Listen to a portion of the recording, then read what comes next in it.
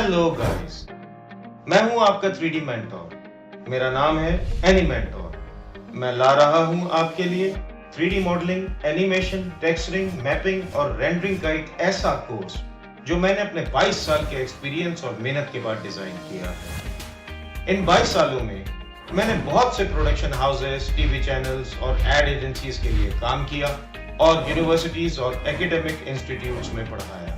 इस बेस पर जो कोर्स डिजाइन मैंने किया है वो उनके लिए भी है जिन्होंने 3D में कभी काम नहीं किया और उनके लिए भी जो इस वक्त इंडस्ट्री में काम कर रहे हैं।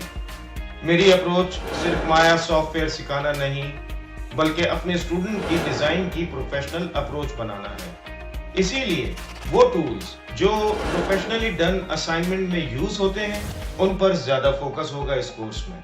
तो फिर तैयार हो जाएं और इस चैनल को सब्सक्राइब करें और बेल आइकन जरूर प्रेस करें। 3 दिन बाद इस कोर्स का पहला वीडियो अपलोड होगा जो कवर करेगा concepts of animation and graphics, need, type, scope and advantage of 3D animation and graphics. So stay tuned.